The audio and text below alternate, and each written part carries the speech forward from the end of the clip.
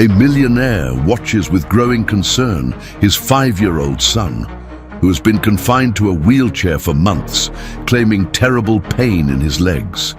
His girlfriend, trained in physiotherapy, seems to be the only one able to ease the boy's suffering through special natural remedies. But when the gardener's daughter rushes desperately to him whispering, "Uncle, your girlfriend won't let him walk," he's startled, but thinks it's child's play, yet when she explains the reason, his heart races. The late afternoon sun gilded the sprawling lawns of the estate as Edward Thorne stood before his study window, gazing at a scene that should have filled him with pride, but now stirred a growing anguish. At 42, he had built a corporate empire that afforded him everything money could buy, except the one thing that truly mattered: seeing his son Leo running freely across the grass as he had just 6 months ago.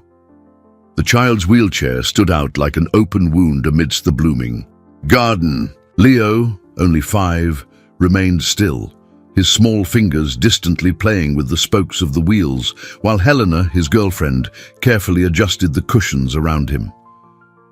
Her dedication was touching, almost maternal, and Edward felt grateful to have found someone willing to care for his son with such patience. Helena had a background in physical therapy that seemed like a gift from fate. When Leo began complaining of inexplicable leg pains, she immediately took over his care, applying specialized massages and preparing natural remedies that seemed to be the only ones capable of easing the boy's suffering. Without her, Edward didn't know how he would have managed his son's sudden deterioration. Dad is always working, Edward thought, acknowledging his own obsessive tendency towards business.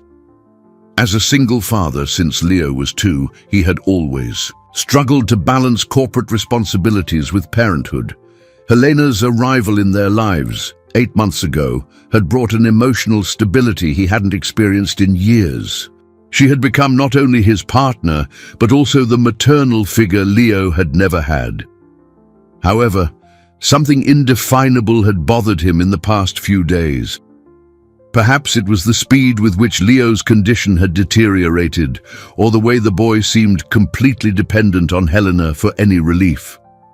The doctors consulted couldn't identify the exact cause of the progressive paralysis, merely prescribing rest and intensive physical therapy, precisely Helena's specialty. Edward watched Helena stand up and walk towards the kitchen, promising Leo she would prepare his favorite snack with the special remedies that made the pain subside. The boy smiled faintly, completely trusting the woman who had become his savior. The scene should have reassured Edward, but inexplicably it left him uneasy. It was then that he saw Anna, the 10-year-old daughter of his gardener Carmen, running desperately towards him. The girl, normally shy and reserved, crossed the garden with the look of panic that immediately alerted all of Edward's paternal instincts.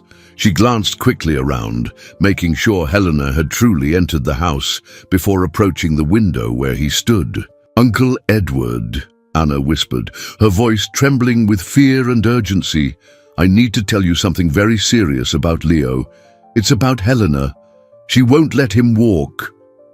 The words tumbled out in a desperate rush, as if the girl had rehearsed this moment for a long time. "She puts a strong medicine in his food that makes his legs weak. I've seen it many times." Edward felt his blood run cold as Anna extended a small, empty vial towards him. "I found this in the kitchen trash," she explained, nervously glancing at the house door. "There are always these vials after she gives Leo his medicine. My mum doesn't know I picked them up, but I knew something was wrong." With trembling hands, Edward took the vial and read the label that would change his life forever. The words, "veterinary muscle relaxant for large animals," danced before his eyes like a death sentence. His world collapsed in that instant, as He realized he might have been blindly manipulated by someone willing to deliberately destroy his own son's mobility. Anna's innocence contrasted brutally with the gravity of her words, and Edward understood that his life had just split into a before and an after that desperate whisper in the golden afternoon garden. The night brought with it a restlessness Edward had never experienced. He stored the vial in his office safe, away from curious eyes, as his mind struggled to process Anna's devastating accusation. As a man who had built an empire based on quick, precise decisions, he found himself paralyzed for the first time in years, unable to distinguish between paranoia and protective instinct. Helena returned from the kitchen with Leo's snack, carrying a colorful tray with sandwiches cut into fun shapes and a glass of juice she had personally prepared. Her dedication in every detail was evident, from the way she arranged the food to the tenderness with which she helped the boy position himself better in his chair. Edward watched her every movement, searching for signs of guilt or nervousness, but found only the same tenderness as always. "Leo needs to take his natural medication before his snack," Helena explained, pulling a small dropper from her pocket. "It's just a few drops that help relax his muscles and lessen the pain." She smiled at Edward with that sweet expression that had won him over months ago. Dr. Henderson recommended keeping the routine religiously for the treatment to be effective. Edward forced a smile, but his heart quickened as he saw the dropper. It was identical to what Anna had described. He watched Helena carefully apply 3 drops into Leo's juice, stirring the drink with a small spoon before handing it to the boy. The gesture seemed natural, maternal, but now carried a sinister weight that made him nauseous. "How did you meet Dr. Henderson again?" Edward asked, trying to sound casual as he approached his son's chair. Leo smiled happily, savoring the carefully prepared juice. The boy's innocence contrasted brutally with the suspicions poisoning his father's mind. "I worked with him at a specialized clinic before we met," Helena replied promptly. "He's one of the best specialists in pediatric muscular disorders in the country. I was very lucky to stay in touch with him when Leo started showing symptoms." She caressed the boy's hair with genuine tenderness. "Without his treatment, our little one would be suffering much more." The explanation sounded perfectly logical, but Edward couldn't shake the image of the veterinary vial. He decided to subtly test his suspicions. "Maybe we should get a second medical opinion just to confirm the diagnosis," he suggested, watching Helena's reaction intently. For a fraction of a second, something flashed across her face, a glimmer of irritation or concern that vanished as quickly as it appeared. "Of course, my love," she agreed, immediately recovering her affectionate tone. "But you know how anxious Leo gets with unfamiliar doctors. Dr. Henderson has already gained his trust, and interrupting the treatment now could jeopardize all the progress we've made." Edward nodded, pretending to accept the logic of the argument. But internally his distrust grew. Helena always had ready answers, always knew exactly what to say to quell his concerns. This ability, which he once considered an admirable quality, now deeply unsettled him. After the snack, Helena took Leo for physical therapy exercises in the adapted room Edward had specially built for his treatment. He followed them, watching, as she carefully manipulated the boy's legs, applying massages that seemed to provide immediate relief. Leo smiled throughout the process, clearly trusting her care. She genuinely cares for him, Edward thought, fighting against his own suspicions. How can I distrust someone who dedicates so much time and energy to Leo's well-being? But the image of the vial remained etched in his mind like a brand. That night, after Helena fell asleep beside him, Edward lay awake for hours, watching her serene face in the dim light. As a man accustomed to blindly trusting those close to him, he felt lost in a labyrinth of doubts. What if Anna was wrong? What if it was just a coincidence? But what if it wasn't? The full moon illuminated the room when Edward finally fell asleep, unaware that his decision to confront Helena the next day would unleash a sequence of events that would shake the very foundations of his family life. The next morning brought a fine rain that blurred the mansion windows, creating a perfect backdrop for the murky thoughts dominating Edward's mind. He had woken before dawn, unable to bear another hour lying beside Helena while suspicions corroded his inner peace. The veterinary vial remained hidden in the safe, but its presence haunted every move of the morning routine. Leo came down for breakfast in the motorized wheelchair Edward had bought to facilitate his mobility. The boy seemed paler than usual, his small hands trembling slightly as he tried to hold his glass of milk. Edward observed every detail, looking for signs that had previously gone unnoticed, questioning how many clues he had ignored in his blind trust. "Good morning, my love," Helena greeted, kissing Edward on the forehead with the same tenderness as always. She wore a light blue robe that accentuated her eyes, and her hair was tied in a relaxed bun that made her look even more maternal. Leo didn't sleep well last night.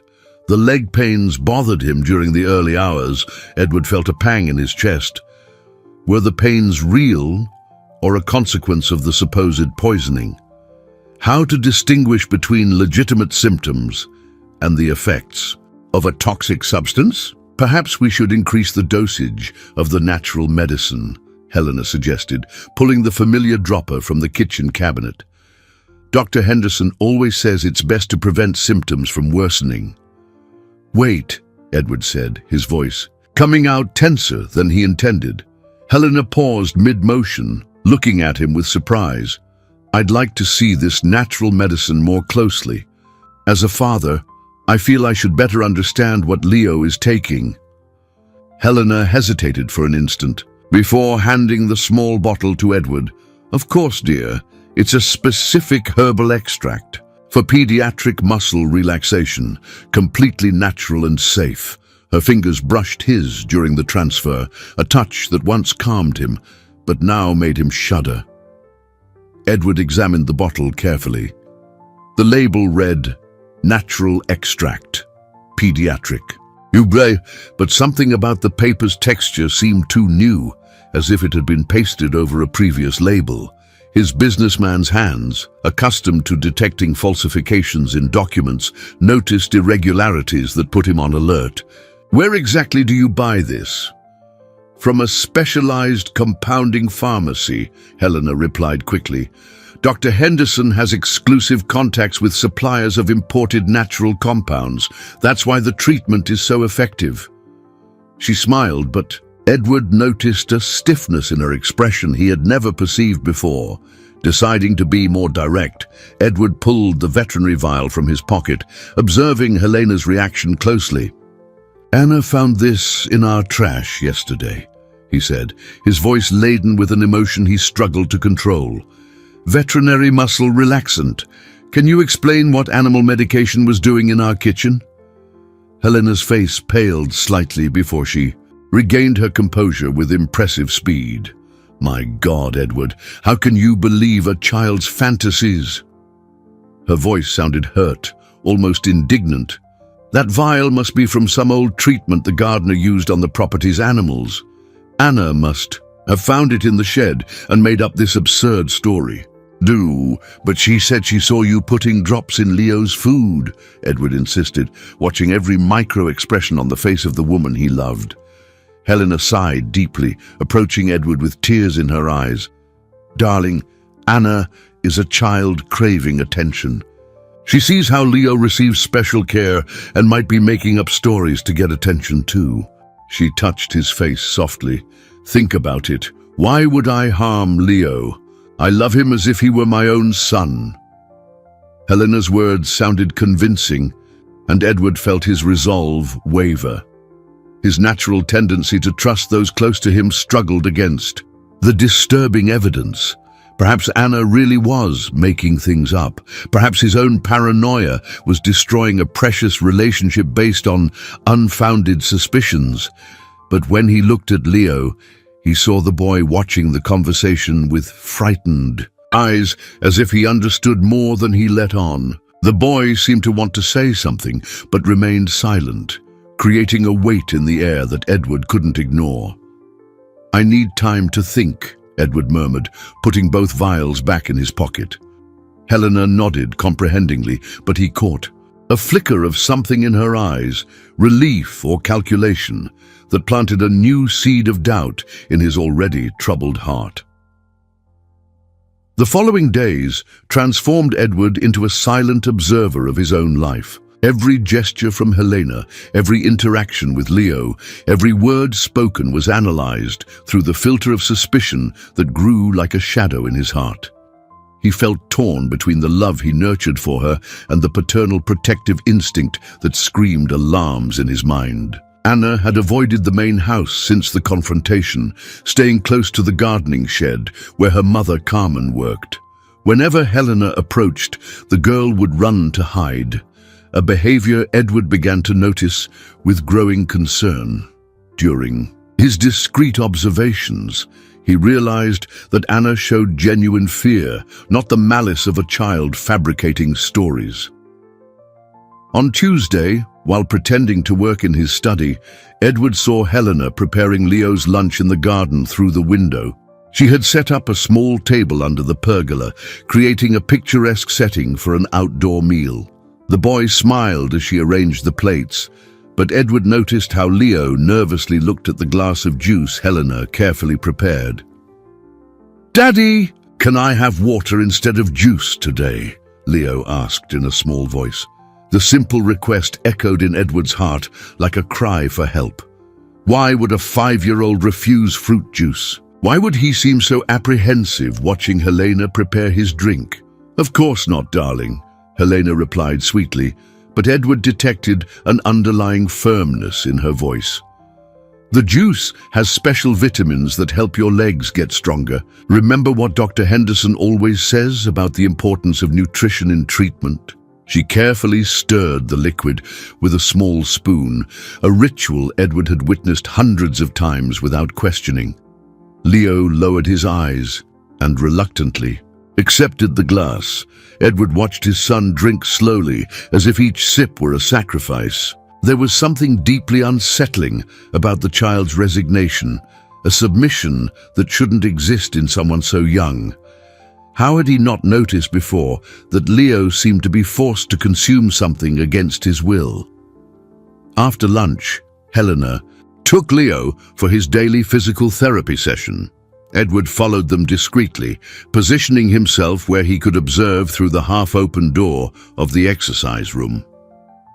Helena manipulated Leo's legs with seemingly professional movements, but the boy grimaced in pain during the procedures. "It hurts, Helena," Leo murmured, tears streaming down his rosy cheeks.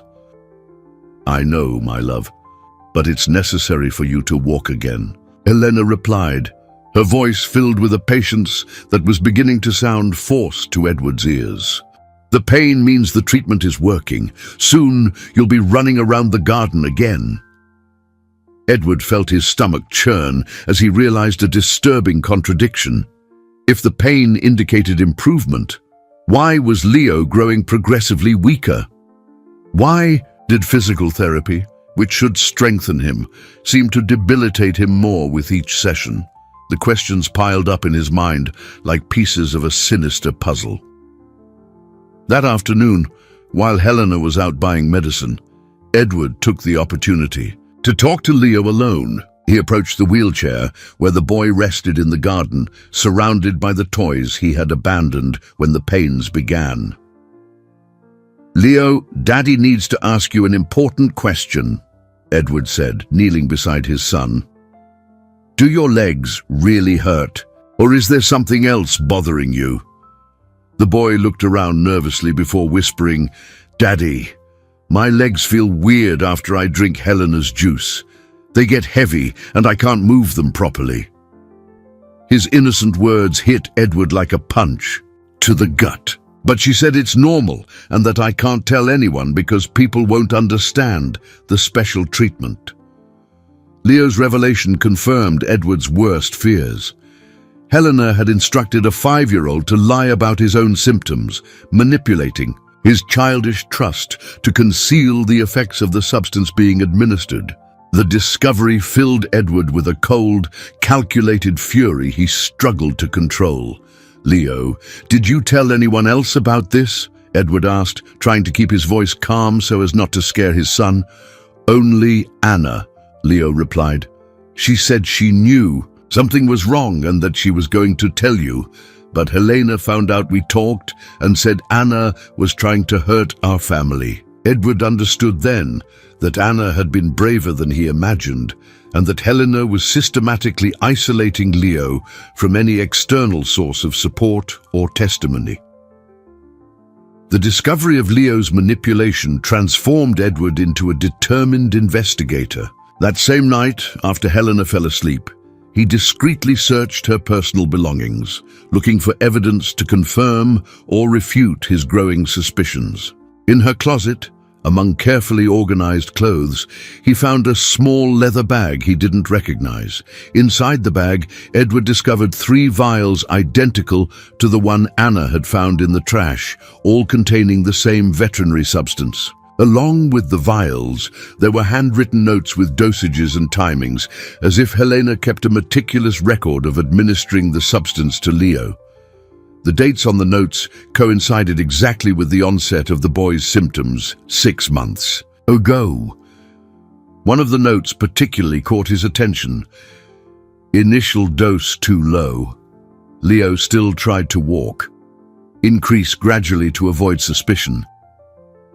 The clinical coldness of the words contrasted brutally with the affectionate image Helena projected. Edward felt nauseous as he realized that his son's paralysis had been carefully planned and executed for months. He discreetly photographed all the evidence with his phone before putting everything back exactly as he had found it. His hands trembled with anger and disbelief as he processed the magnitude of the betrayal. The woman sleeping beside him, who kissed Leo with affection every night, was systematically destroying an innocent child's health. The next morning, Edward feigned normality as he watched Helena prepare Leo's breakfast. Her every movement now seemed calculated and sinister. When she added the usual drops to the boy's juice, Edward had to control himself not to snatch it from his son's hands immediately. "Helena, I need to travel for work today," Edward lied, testing a theory that had begun to form in his mind. "I'll be away until tomorrow. Can you take care of Leo alone?" "Of course, my love," Helena replied promptly, but Edward caught a gleam of satisfaction in her eyes. "Leo and I will have a special day together. Perhaps we can intensify his physical exercises since he'll be more rested without your noisy meetings." In the study, the suggestion to intensify any treatment alarmed Edward deeply. He kissed Helena and Leo, pretending to leave for the airport, but instead parked his car a few blocks from the mansion and returned on foot, hiding in the abandoned barn that offered a direct view of the main house. Through binoculars he kept for birdwatching, Edward witnessed scenes that would forever confirm his worst suspicions. Helena prepared Leo's lunch with special care, adding not only the usual drops, but a visibly larger amount of the toxic substance. The boy initially refused the juice, but Helena insisted with a firmness that bordered on coercion. "Leo needs to drink all his juice to get strong," Edward read on her lips through the binoculars. When the boy continued resisting, Helena adopted a more authoritative tone, reminding him of the consequences of not following the medical treatment. The psychological manipulation of a 5-year-old was devastating to witness. After Leo reluctantly consumed the adulterated drink, Edward observed the effects manifest in real time. In less than 30 minutes, the boy began to show extreme weakness. his small hands trembling as he tried to play with his toy cars. Helena carefully noted the symptoms in a notebook, like a scientist documenting experiments. The most shocking scene occurred when Leo tried to get up from his chair to reach a fallen toy. His legs immediately gave way, and he fell to the floor, crying from frustration and fear. Helena ran to help him, but Edward noticed that she first checked if anyone was watching before showing concern. "Why don't my legs work, Helena?" Leo cried, his small voice filled with confusion and terror. "Because you're very sick, dear," Helena replied, embracing him with a tenderness that now seemed utterly false in Edward's eyes. "But don't worry, Helena will take care of you forever, even if you can never walk again." The final words hit Edward like a sinister revelation. Helena didn't intend to cure Leo. She wanted to keep him permanently dependent, creating a situation where she would be indispensable in their lives. The discovery of this long-term intention filled Edward with a fierce determination to protect his son at all costs. When Helena put Leo down for a rest after the traumatic episode, Edward saw Anna furtively approach the house window. Obviously, concerned by the boy's cries, the girl's courage in continuing to monitor the situation, even after being discouraged, proved she was the only reliable ally Leo had at that moment. Edward returned to the mansion that night, pretending he had just arrived from his business trip, carrying gifts for Leo and flowers for Helena. The charade of normalcy became psychological torture, but he knew he had to act cautiously to protect his son from any escalation in the dosage of the toxic substances. "How was your day?" Edward asked, embracing Helena with a forced affection that cost him every ounce of self-control. She smiled with that familiar sweetness, reporting how it had been a productive day of physical therapy and how Leo was responding well to the intensified treatment. "Leo fell asleep earlier today," Helena explained, seductively arranging her hair. "The exercise sessions tired him more than usual, but that's a very positive sign. It means his muscles are working, even if he doesn't realize it." The lies flowed from her lips with a naturalness that haunted Edward. When Edward went upstairs to check on Leo, he found the boy deeply asleep, but his face was pale and his small hands trembled even in his sleep. He gently touched his son's forehead and felt a slightly low temperature, another sign of the veterinary substance's effects on his delicate system. The next day, Edward decided to investigate Helena's professional background more deeply. Using his business contacts, he ordered a discreet background check that revealed disturbing information. Helena had only a basic physical therapy aid certificate, not the specialized training she claimed to have. More alarmingly, she had worked at 3 veterinary clinics in the last 5 years, always with access to controlled medications. The private investigator found a disturbing pattern in Helena's previous relationships. She had dated 2 other wealthy men with young children, and in both cases, the children developed mysterious health problems that required intensive care, which only she knew how to provide. One of the relationships ended when the child was hospitalized for accidental poisoning, and Helena disappeared before further investigations could be conducted. The discoveries filled Edward with horror as he realized that Leo was not Helena's first victim. She seemed to follow a calculated pattern: identify vulnerable single men with young children, gain their trust through seemingly dedicated care, and then create situations of absolute dependence through medical manipulation. During lunch, Edward observed Helena with new eyes. Every affectionate gesture towards Leo now seemed an elaborate performance. When she prepared the juice with the usual drops, Edward noticed how her fingers moved with surgical precision, measuring each dose like someone with extensive experience handling chemical substances. "Helena, you've mentioned Dr. Henderson several times," Edward said casually. "I'd like to schedule an appointment to speak with him personally about Leo's treatment."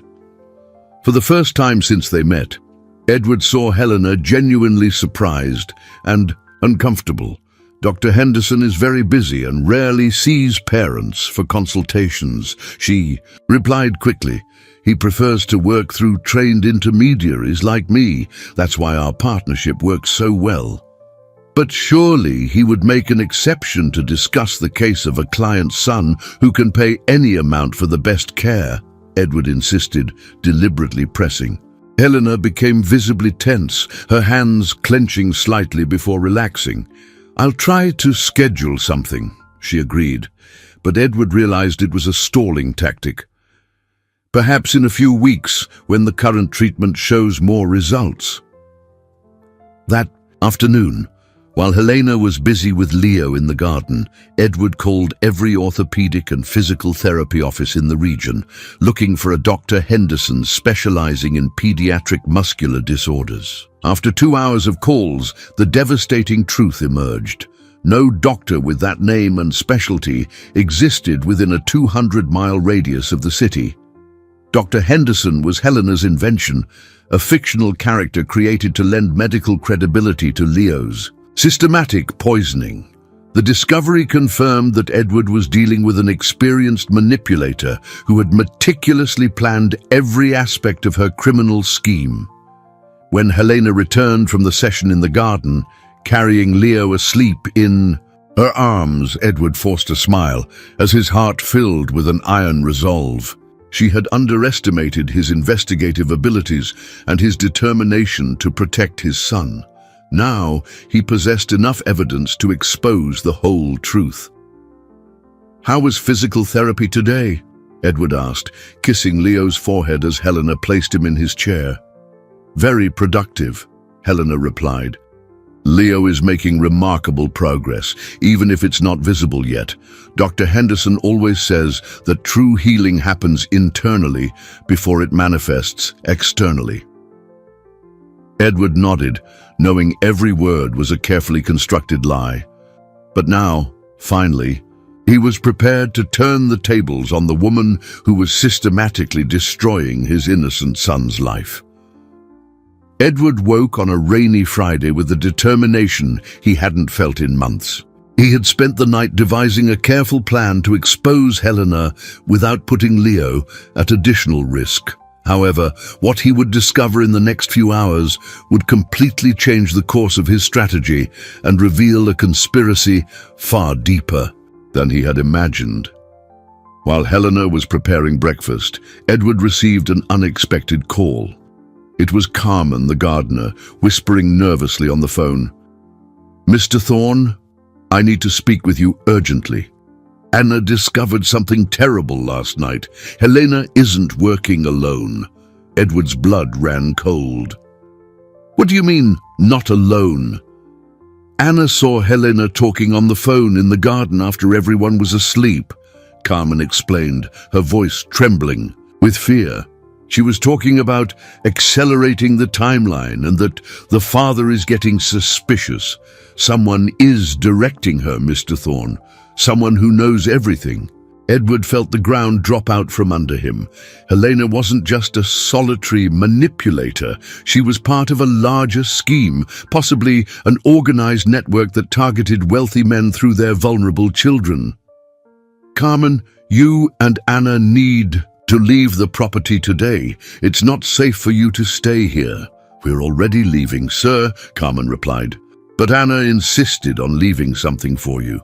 It's hidden in the blue plant pot near the back entrance." After hanging up, Edward waited for Helena to busy herself with Leo to investigate Anna's hiding place. In the indicated pot, he found a small recording device that the brave girl had managed to position near the kitchen window the night before. His hands trembled as he discovered that a 10-year-old child had risked her safety to protect Leo.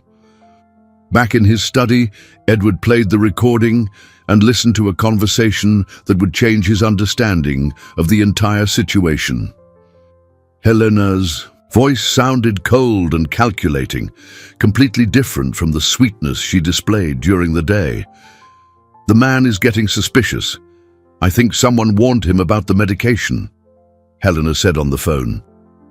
An unknown male voice replied, from the other end, instructing her to accelerate the process. "You sure his life insurance covers domestic accidents?" the male voice asked. "Because if the kid dies from an accidental overdose of the relaxants, Edward will be too devastated to investigate properly. It'll be our moment to seize control of the fortune through the will you convinced him to sign." Edward felt nauseous as he realized that Helena didn't just intend to permanently incapacitate Leo, she was planning to kill him and then eliminate Edward too, taking full control of his fortune through legal documents he had blindly signed. The recording continued with horrifying details. "The lawyer you recommended really convinced me to name Helena as Leo's guardian in case of my death," the partner's voice confirmed. "And she already has power of attorney for my businesses. When both of you die, she will legally inherit everything." Edward remembered how Helena had suggested better organizing his documents a few weeks ago, recommending an attorney specializing in estate planning for single parents. He had signed several papers without reading them carefully, trusting the woman he loved and who seemed genuinely concerned about Leo's future. The realization that he had been manipulated into signing his own and his son's death warrants filled him with a controlled fury unlike anything he had ever experienced. Helena wasn't just a poisoner. She was part of a criminal organization specializing in murdering entire families to seize fortunes. When Helena returned from the garden carrying Leo, Edward feigned normality as he watched her every move with new perspective. She was not only dangerous to Leo, she was a mortal threat to both of them, and time was running out rapidly. "Leo seems weaker today," Helena commented casually, as if discussing the weather. "Perhaps it's time to significantly increase the dosage of the medication. Dr. Henderson always says that the most severe cases require more aggressive treatments." Edward understood that the significantly increased dosage was likely the final dose that would kill Leo. Helena was implementing the terminal phase of her plan, convinced that he remained completely manipulated and unaware of the danger. "Of course," Edward agreed, his voice sounding natural despite his internal desperation.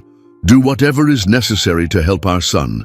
As Helena smiled with satisfaction, believing she had convinced Edward to authorize the murder of his own son, he was already mentally devising a desperate plan to save Leo and expose the entire criminal network that had infiltrated his family. Life through the woman who had pretended to love him. The discovery of the murderous conspiracy transformed Edward into a completely different man. Every second now represented a matter of life or death for Leo, and he knew he needed to act with surgical precision so as not to alert Helena to his discovery. The slightest slip could result in the acceleration of her plan, putting his son in immediate danger. During lunch, Edward watched Helena prepare Leo's juice with heightened attention. Her hands moved with the same delicacy as always, but now he knew that every added drop was a step closer to the lethal dose she planned to administer. When she handed the glass to Leo, Edward had to use all his willpower not to intercept it. "Daddy, can I play in the garden after lunch?" Leo asked in a voice weaker than usual. The substance was clearly affecting not only his legs, but also his general energy and motor coordination. Edward noticed how the boy held his fork with difficulty, his small fingers trembling with the effort. "Of course, my love," Edward replied, forcing a smile as his heart shattered. "Helena, could you prepare some special snacks for us to take to the garden? I want Leo to have extra energy to play." Helena nodded enthusiastically, interpreting the request as a sign that Edward was completely oblivious to the real situation. "I'll prepare that special energy juice he loves so much," she said. her eyes gleaming with a malice Edward could now clearly detect. While Helena was busy in the kitchen, Edward took the opportunity to send urgent messages to his private attorney and a trusted doctor who didn't know Helena. He needed to invalidate the documents he had signed and get specialized medical help to reverse the effects of Leo's poisoning. But all of this had to be done without raising suspicion. "I need you to come to my house immediately," Edward wrote. To Dr. Clark, a renowned pediatrician who had attended his family for years. "Leo is being systematically poisoned. Don't tell anyone about this and don't come through the main door. Use the back entrance at 3:30 p.m. when Helena is busy with physical therapy." Dr. Clark's reply arrived quickly. "Edward, this is very serious. I'm on my way with a discreet team. Prepare samples of any substance you suspect is being used." Edward felt partial relief knowing professional help was coming, but he still needed to maintain the charade for a few crucial hours. When Helena finished preparing the snacks, he noticed that she had added a visibly larger amount of the toxic substance to Leo's juice. "This juice has a different color today," Edward commented casually, testing to see if Helena would admit to altering the formula. Dr. Henderson suggested a stronger concentration of the natural extracts, Helena explained promptly. "He believes Leo is ready for the next level of treatment. He might feel more sleepy today, but that means his body is responding positively." The mention of sleepiness alarmed Edward deeply. Excessive sleepiness could indicate that Helena was preparing Leo for an overdose that would simulate a natural death during sleep. He needed to prevent his son from consuming that juice at all costs. "You know what, Helena?" Edward said, standing up suddenly. "I just remembered that Leo has an allergy to some artificial colorings. Better if I prepare a fresh juice for him, just to be safe." For an instant, Helena's face showed genuine irritation before she recomposed herself. "Edward, you're being overly paranoid. This juice is completely natural, and Dr. Henderson specifically approved this formula." "I know, my love," Edward replied, maintaining an affectionate tone as he took the glass from Leo's hands. "But as a father, I prefer to err on the side of caution. You understand, don't you?" Helena reluctantly agreed, but Edward realized she was starting to suspect his change in behavior. He needed to be even more cautious, not to precipitate a desperate reaction from her before medical help arrived. During the afternoon, while pretending to play in the garden, Edward observed Helena make several phone calls, always stepping away to avoid being overheard. From her gestures, she seemed to be receiving instructions or reporting the unexpected resistance he had encountered regarding the special juice. At 3:25 p.m., Edward saw Dr. Clark discreetly approach through the back entrance, accompanied by a specialized nurse. His heart pounded, knowing he would finally have professional help to save Leo, but he also knew that the next few minutes would be the most dangerous, as Helena could react violently upon discovering that her conspiracy had been exposed. "Leo, how about we show Helena those new toys in the shed?" Edward suggested, trying to draw Helena away from the main house so Dr. Clark could enter unseen. But Helena looked at him with a strange expression, as if she finally understood that something fundamental had changed in the dynamic between them, creating a tension in the air that foreshadowed the inevitable confrontation approaching. The suspicion in Helena's eyes grew like a storm forming on the horizon. Edward realized she was evaluating his every word, every gesture, looking for signs that her charade had been discovered. The air between them grew thick with unspoken tension, like two poker players trying to read each other's cards. "Edward, you're acting strangely today," Helena commented, her voice maintaining its usual sweetness, but with an underlying note of alert. "Since yesterday, you seem different. Is there something you'd like to tell me?" "Just worried about Leo," Edward replied, forcing naturalness as he pushed his son's wheelchair through the garden. A father always worries when he sees his child suffering. You know how it is. He watched Dr. Clark move cautiously through the back of the property, waiting for the right moment to enter the house. Leo, seemingly oblivious to the tension between the adults, played with a toy car Edward had placed in his small hands. But the boy seemed more lethargic than usual, his movements slow and imprecise, signs that the toxic substance was accumulating dangerously in his system. Perhaps we should schedule that appointment with Dr. Henderson for tomorrow, Edward suggested, testing again to see Helena's reaction to the non-existent doctor. I'm eager to meet him personally and discuss Leo's prognosis. This time, Helena couldn't completely disguise her irritation. Edward, I already explained that Dr. Henderson is very busy. He works through qualified intermediaries for a specific reason. Insisting on meeting him personally shows a lack of trust in the professional treatment Leo is receiving. It's not a lack of trust, Edward insisted. It's just a father's natural desire to better understand what's happening with his son. He paused deliberately, especially when the treatment seems to be intensifying the symptoms instead of improving them. The words hit Helena like a slap.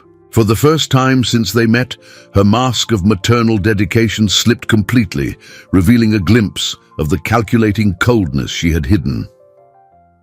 How can you say that? She retorted, her voice rising slightly. I dedicate my entire life to Leo's care, and I'm grateful for that, Edward said carefully, but I can't ignore that he's getting progressively weaker. Perhaps it's time to seek a second medical opinion, regardless of what Dr. Henderson thinks about it. Helena stopped abruptly, her fists clenching at her sides. Edward saw that he had crossed an invisible line, forcing her to choose between maintaining the charade or escalating the situation. Edward Thorne, she said, her voice now laden with an authority he had never heard before.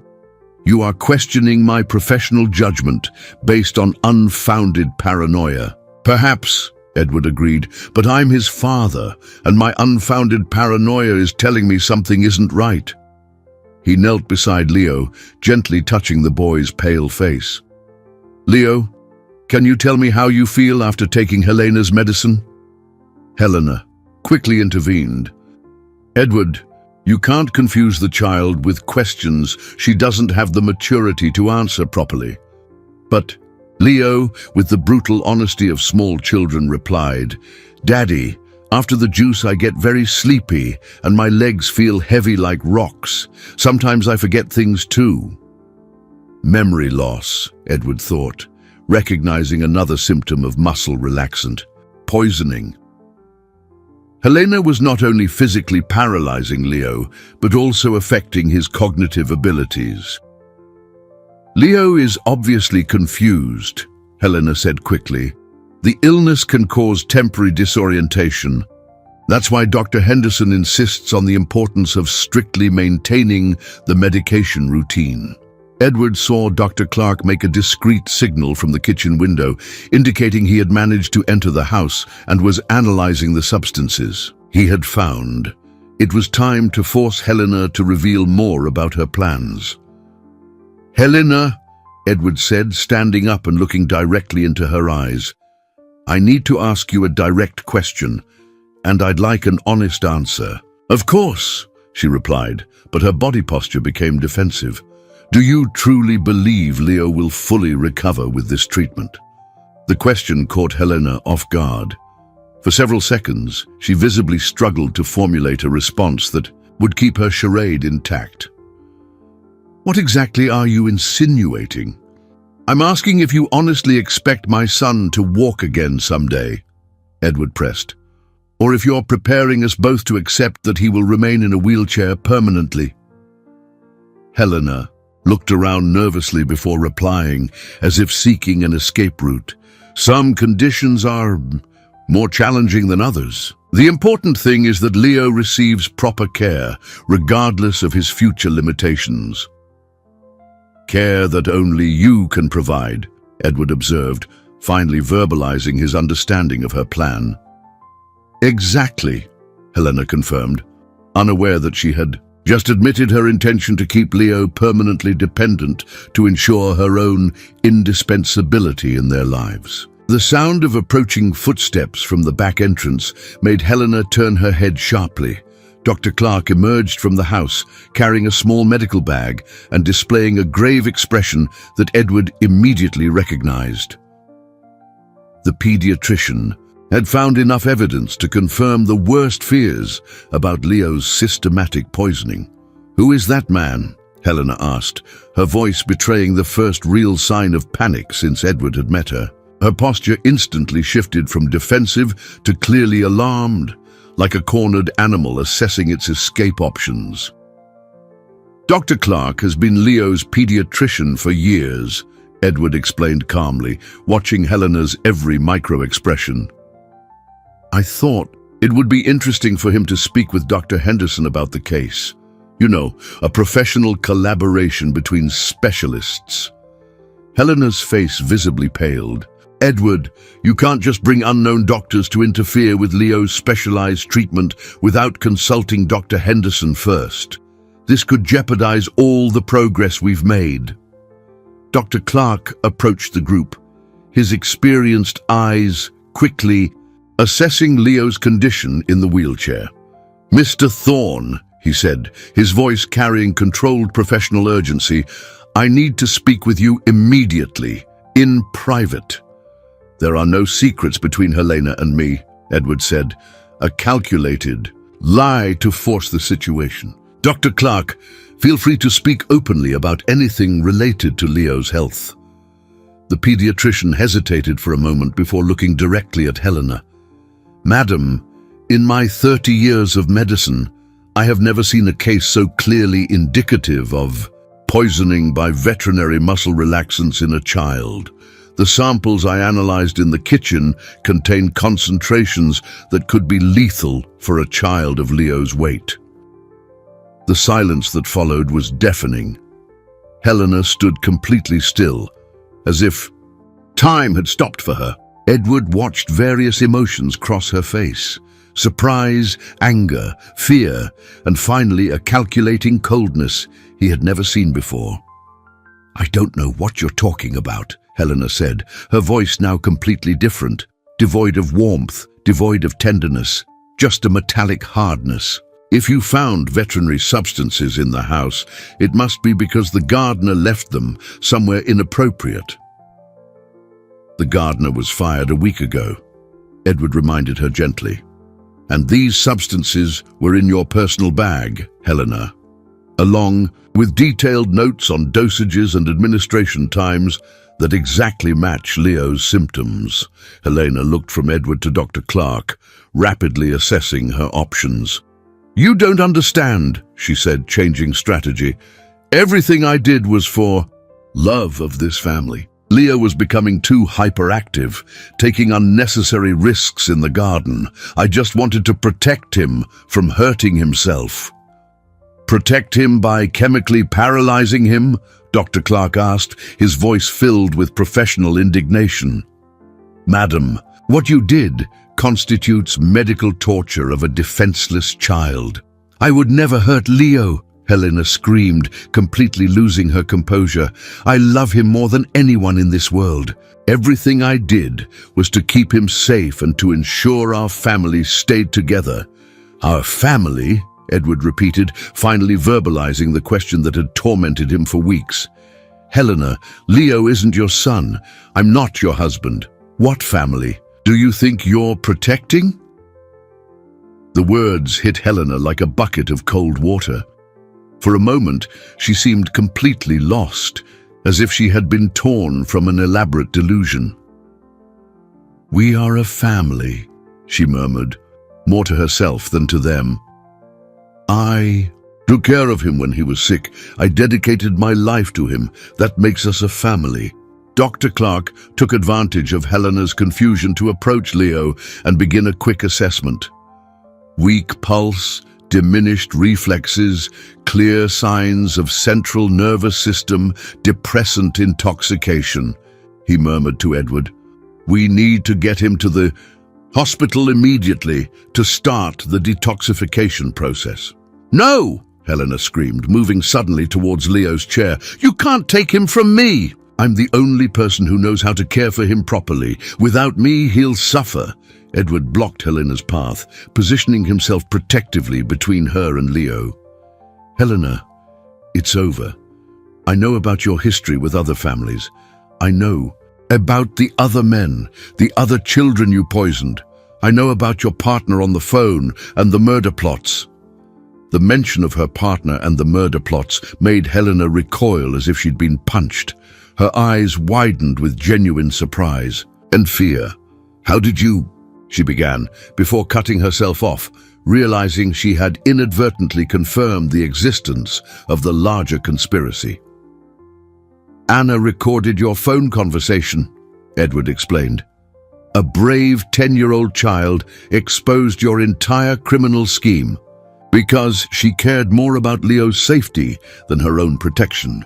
Helena looked around desperately, like a wounded animal seeking an escape, finally understanding that her elaborate charade had completely crumbled, and there was no longer any way to pretend to be the dedicated caregiver Edward had loved. Helena remained motionless for long seconds, as if processing the magnitude of her exposure. When she finally looked up, Edward saw a complete transformation in her eyes. The affectionate woman he had known had vanished, replaced by someone cold and calculating he had never truly met. You have no idea what you've just done, Helena said, her voice now laden with a barely disguised threat. Leo needs me. Without the proper treatment, he could have seizures. He could fall into a coma. You're putting his life at risk because of male paranoia. Dr. Clark, who continued to discreetly examine Leo, looked up with professional indignation. Madam, what this child needs is supervised medical detoxification, not more doses of the substance that is destroying his nervous system. Nervous system? Edward repeated, feeling his blood run cold. Dr. Clark, could there be permanent damage? The pediatrician hesitated before responding, looking meaningfully at Leo, who seemed to be following the conversation more attentively than he. Let on. We need detailed examinations to assess the extent of the damage, but there are worrying signs of muscle atrophy and possible cognitive impairment. The words hit Edward like a death sentence. Helena had not only tortured his son, she had possibly caused irreversible damage to a 5-year-old child. The anger he felt was unlike any emotion he had ever experienced, a cold, controlled fury that frightened him by its sheer intensity. Why? Edward asked, his voice coming out as a whisper laden with pain. Leo is an innocent child. How could you do this to him? Helena let out a bitter laugh that contrasted brutally with all the displays of affection Edward had witnessed for months. You men are all the same, she said, her mask finally falling completely. You think you can use women as convenient nannies and then discard us when you don't need us anymore. I never used you, Edward protested, genuinely confused by the accusation. I loved you. I thought you loved Leo too. Love. Helena laughed again, the sound echoing through the garden like broken glass. Edward, you've known me for less than a year. What you call love is just convenience. You needed someone to care for Leo so you could remain obsessed with work. Helena's accusations contained painful kernels of truth that Edward couldn't completely deny. He really had felt relieved to find someone willing to take on the parenting responsibilities he struggled to balance with his professional life. But that doesn't justify poisoning a child, said Dr. Clark, intervening in the conversation with medical authority. Madam, regardless of your feelings toward the father, Leo is an innocent victim of your actions. Victim? Helena turned to the pediatrician with flaming eyes. I dedicated 8 months of my life to caring for this child. I was here when he woke up crying in the middle of the night, when Edward was traveling on business. I was here when he needed medical attention, when Edward was too busy to notice his own son was suffering. Edward felt every word like a stab, recognizing the painful truth behind Helena's manipulative accusations. He truly had been an absent father, trusting too much in her care and not paying enough attention to the signs that something was wrong. "You're right," Edward admitted, his voice laden with guilt and remorse. "I failed as a father, but that didn't give you the right to hurt Leo, to punish me." "I wasn't hurting him," Helena screamed, completely losing control. "I was creating a situation where he would always need me, where our family would stay together. Without the illness, you wouldn't need my care anymore." Helena's explicit confession of her motivations filled Edward with horror. She had deliberately incapacitated a child to secure her own relevance in their lives, turning his paternal love into a prison of fabricated medical dependence. Leo, who had remained silent throughout the discussion, suddenly spoke in a small, frightened voice. "Helena, why did you make my juice taste bad? Why don't my legs work after I drink it?" The child's innocent question created a devastating silence in the garden. Helena looked at Leo with an expression of shock, as if she had momentarily forgotten that the object of her obsession was present, hearing every word of her confession. "Leo, you don't understand," she began, trying to regain some semblance of her maternal persona. "Everything I did was to hurt him," Edward interrupted, finally verbalizing the truth he had struggled to accept. "Helena, you systematically tortured my son to manipulate me. There's no justification, no explanation that makes this acceptable." Helena looked from Edward to Dr. Clark, then to Leo, finally understanding that there was no longer any way to maintain any illusion about her actions or motivations, creating a moment of absolute tension that foreshadowed a desperate reaction. The realization that there was no escape made something break inside Helena. Edward saw the exact moment she transitioned from denial to absolute despair, her eyes taking on a wild expression that made him instinctively position himself closer to Leo's chair. "If you think you can just discard me after everything I've done for this family," Helena said, her voice trembling with an emotion Edward couldn't quite identify, "you're sorely mistaken." Dr. Clark noticed the dangerous shift in her tone and discreetly pulled his phone from his pocket, preparing to call emergency services. "Madam, I suggest we remain calm and think about Leo's well-being above all else." "Leo's well-being?" Helena laughed hysterically. "I'm the only person who truly cares about his well-being. You want to destroy years of careful treatment based on paranoia and distrust." Edward saw Helena move her hand toward her pocket, where he knew she kept the dropper with the toxic substance. "Helena, what are you doing?" "What I should have done weeks ago," she replied, pulling out not only the dropper, but also a small vial full of clear liquid. "If you can't see that Leo needs the full treatment, then I'll have to administer it directly." The implicit threat in her statement made Edward panic. "You're not touching my son," he said, moving to block Helena's access to the wheelchair. "My son too," Helena screamed, her voice echoing through the garden with an intensity that startled birds from nearby trees. "I cared for him. I protected him. I dedicated my life to him when you were too busy to be a proper father." Dr. Clark seized the distraction to discreetly dial emergency services, whispering information about the situation. Edward caught fragments of the conversation: child in danger, toxic substances, unstable adult. Leo, frightened by the screams, began to cry. The sound of the boy's tears seemed to awaken something even more desperate in Helena. "Don't Cry, my love, she said, trying to approach the chair despite Edward blocking her path. Everything will be fine once you take the special medicine. No, Leo screamed with a strength that surprised everyone present. I don't want any more medicine. It makes my legs bad. The child's clear rejection hit Helena like a physical slap. You don't understand, she murmured, tears beginning to stream down her face. Without the medicine, you'll get well and won't need me anymore. Your daddy will find someone else to care for you and I'll be alone again. The pathetic confession revealed the depth of the psychological need that motivated Helena's actions. Edward understood that she was not just a calculating criminal, but a deeply disturbed person who had confused control with care, dependence with love.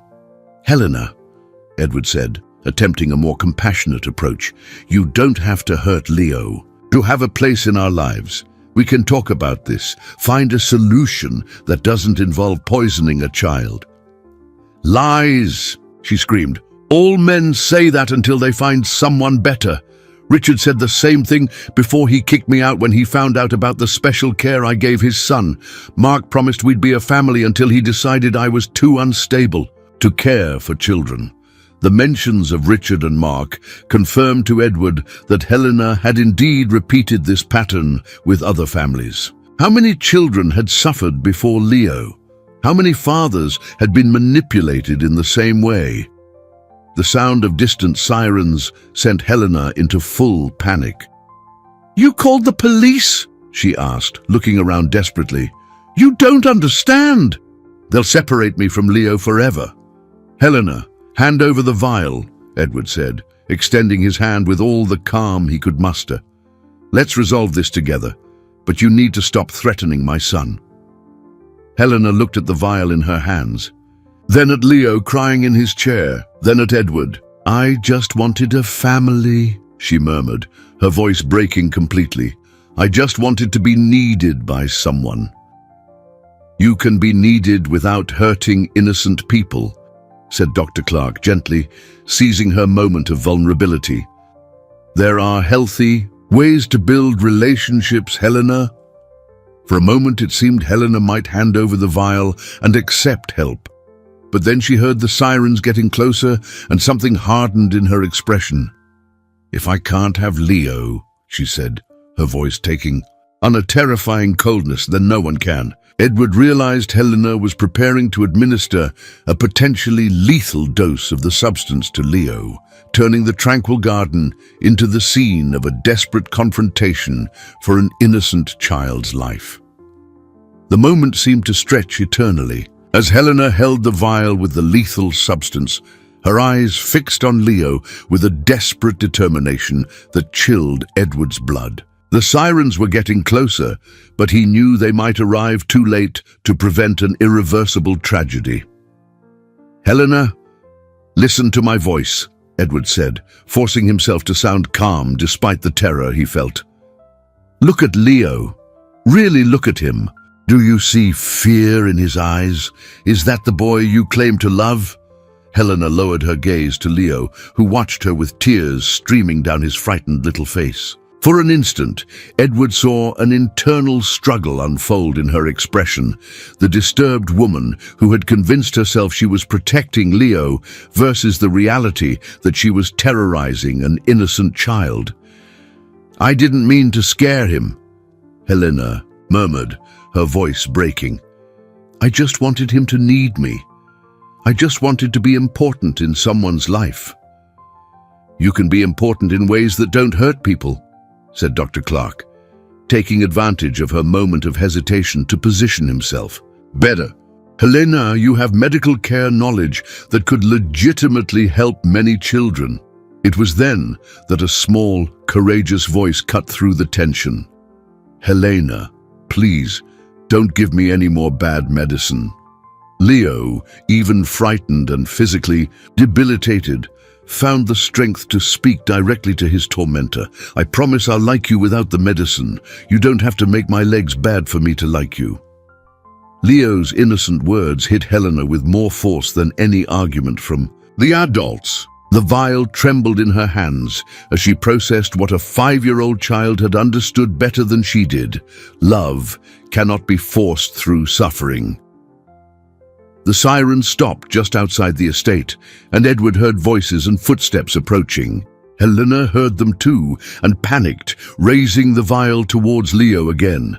But at that crucial moment, a small, determined figure emerged, running from the nearby bushes. Anna had returned to the property, likely brought by the police as a witness, and saw the desperate situation unfolding in the garden. Without hesitation, the 10-year-old girl ran directly to Helena, hugging her legs tightly and shouting, "Stop! Hurting Leo, he's just a baby!" Anna's unexpected intervention completely destabilized Helena. She looked down at the brave child who had risked herself to protect Leo, and something fundamental broke inside her. "I'm not a monster," she whispered more to herself than to anyone present. "No, you're not," Edward agreed, seizing the moment to approach slowly. "You're someone who is suffering and who has made terrible decisions. But you can still choose to do the right thing now." Police officers and paramedics appeared in the garden but kept their distance, sensing the delicacy of the situation. Edward saw that they were prepared to intervene if necessary, but hoped the resolution could occur without additional violence. Helena looked around, at Leo crying in his chair, at Anna clinging to her legs, at Edward extending his pleading hand, at the professionals waiting to help. The reality of her actions and their consequences finally hit her with full force. "I destroyed everything," she murmured, the vial slipping from her trembling hands and falling onto the lawn, its lethal contents spilling harmlessly onto the earth. "I hurt an innocent child because I was afraid of being alone." Edward picked up the empty vial, while Dr. Clark immediately went to Leo for an urgent medical evaluation. The paramedics approached Helena, who collapsed to her knees in the garden, finally confronting the magnitude of her actions. "Will Leo be okay?" Helena asked through tears, looking at Dr. Clark with an expression of genuine remorse that Edward hadn't seen before. "He will recover," the pediatrician replied with professional firmness, "but he will need intensive medical treatment to reverse the damage caused by prolonged intoxication. It will be a long process, but children are resilient." As Helena was escorted by the police, she stopped beside Leo's chair. "I'm sorry," she whispered, gently touching the boy's hand.